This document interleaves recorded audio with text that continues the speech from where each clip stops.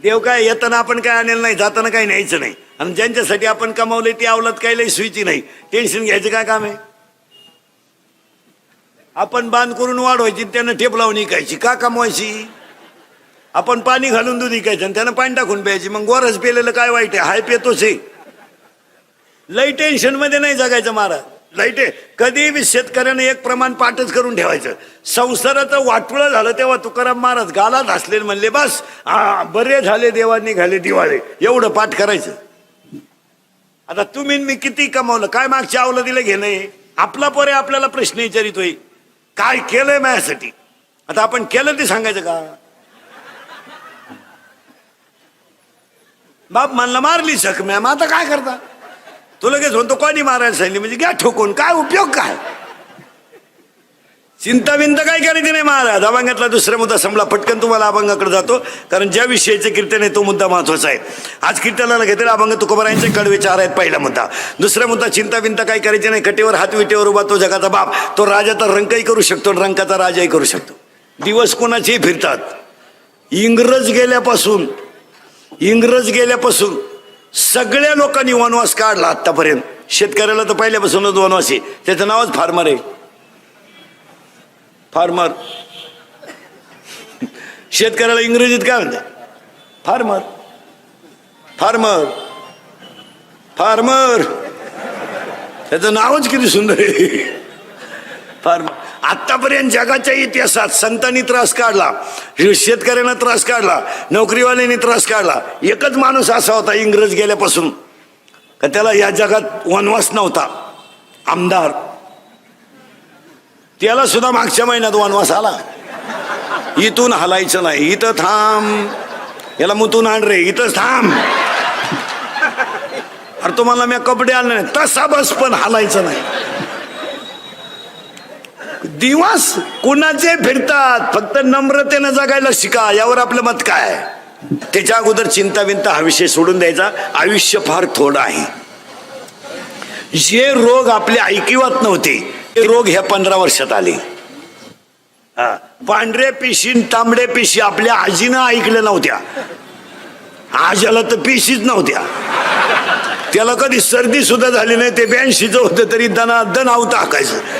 82चं म्हातारं बिन चष्म्याचं वाचित आहे आणि ज्युनियर केजीचं उचलून गाडीत बसवायला लागत. गाडी आली, त्याला 2 ड्रायव्हर दिसल्या. ज्युनियर केजीचं एवढे 2.5 आहे, ते गाडीत बसवलं. ते गाडीत बसलं का झोपाते, शाळा आली का उठाते, परत उतरवलं का झोपाते.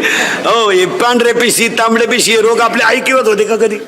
कधीच नाही. आणि हे काल आहे त्याचे उत्तर ऐकायचे. आता कोणत्याही माणसाला पांढऱ्या पिशी डॉक्टरकडे नेलं की डॉक्टर लगेच म्हणतात पिशी कमी झाल्या.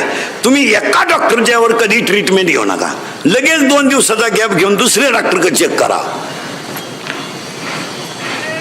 फरक पडतो. काय म्हणणे तुमचं? हा रिपोर्ट इकडं शेजारी असेलच असं नाही, यावर तुमचं काय मत आहे? कर्त्यांची ती साखळी राहते. सोनोग्राफी यांच्याकच करायची, इकडे केल्यावर फाटी चित्र निघाल्या का? पण त्यांची ती साखळी असते. मी चिठ्ठी देतो आणि हा सगळा गेम कशावर चालू आहे? चिठ्ठीवर.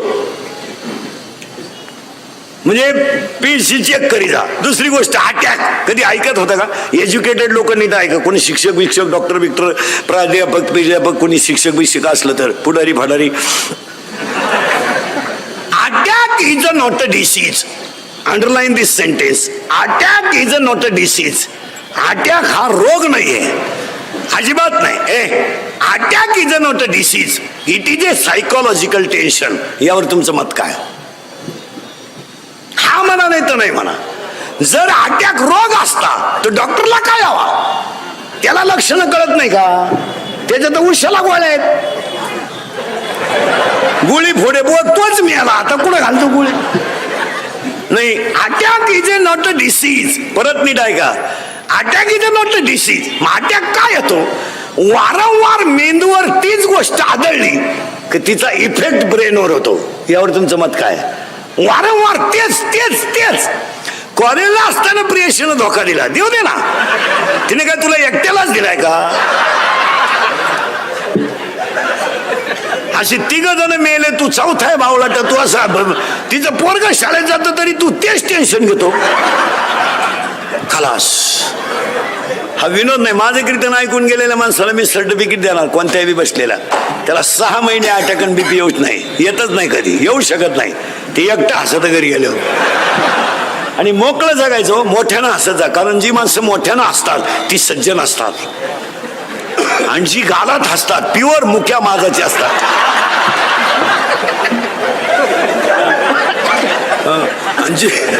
आणि जी माणसं मोठ्यानं बोलतात ती सज्जन असतात, हळूच बोलतात लफडेबाज असतात. हळूच बोलणारा माणूस लफड्यातलाच गडी कधीही पाहतो. नाजूक काम करणार पण ठणकाट होणार. हसत जा आणि अटॅक येऊ नये. काय येतो त्याचं उत्तर आहे का? अटॅक येतो का? एक गोष्ट तुमच्या ब्रेनवर आदळली.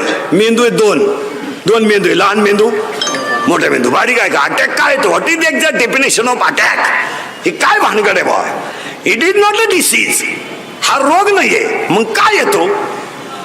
एकतर सतत ती गोष्ट डोक्यावर आदळली का त्याचा परिणाम मेंदूवर होतो.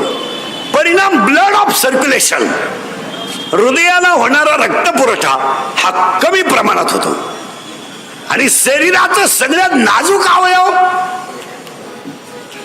हृदय.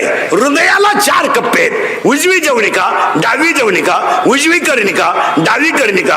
हृदयाची स्पंदनं जर हृदयाला ब्लड ऑफ सर्क्युलेशन पुरवठा कमी झाला का त्या व्यक्तीला घाम येणं. माणसं म्हणते तो त्याला आता काय आला? अटॅक आला. आणि डॉक्टरकडे नेल्याबरोबर लोक विचारतात किती ब्लॉकेज निघले, म्हणजे किती शिरा चॉकअप निघला. तुम्हाला अटॅक यायचा नसेल तर औषध सांगतो. एकाही डॉक्टरकडे जायचं नाही. 2 औषधं पाळायची फक्त. मी सांगतो तेवढं. एक औषध एकच आहे. 4 वाक्यात आहेत. काल काय झालं आठवू नका, उद्या काय होईल याचा विचार करू नका, आज वाईट वागू नका. अटॅक येऊ शकत नाही. तुमचं काय मत आहे? काल काय झालं मरू दे तिकडं, आग लागू दे त्याला, सोडून देतो विषय, जागेवर सोडून द्यायचा, रिलॅक्स. अटॅक येईल. काल काय मरू दे ना, काय व्हायचं ते होईल. नसतं टेन्शन काल घेतो. समुद्राला आग लागली तर मासे कुठं जातील? काय तू डोक्यातून गेला का? तुला करायचं काय त्याचं? आग लागू नये तर जळू देतो समुद्र. समुद्राला आग लागली तर मासे कुठं जातील? काय टेन्शन आहे त्याला. दुसरं म्हणला मासे झाडावर चढतील. अरे माशी झाडावर चढायला. तिसरा म्हणला तो का म्हशी आहेत का? म्हशी झाडावर चढायला. कशाचं टेन्शन घ्यायची काय गरज आहे का त्याला? अटॅक हा अटॅक सोडून द्याय ती गोष्ट. एक काल काय झालं आठवायचं नाही, आठवायचंच नाही. आणि आपण नेमकं मागचं उघडीत बसल्याशिवाय त्यामुळे मेंदूला ताण येतो. एक तर काय झालंय महाराज, मेंदूला नाही आर, आपल्या मेंदूला नाही आर, संगत नाही चांगल्याची, वयाच्या मानाने व्यसन नाही. आपलं वय आहे कमी आणि ब्रँड आहे भारी, त्यामुळे तो मेंदू शून्य करून टाकितो. आणि शून्य मेंदू झाला का ते भरमिष्टवानी मोटरसायकलवर चाललं, कुत्र्याला लात आणतं ते. त्याचा बाप पिसाळलेला होता.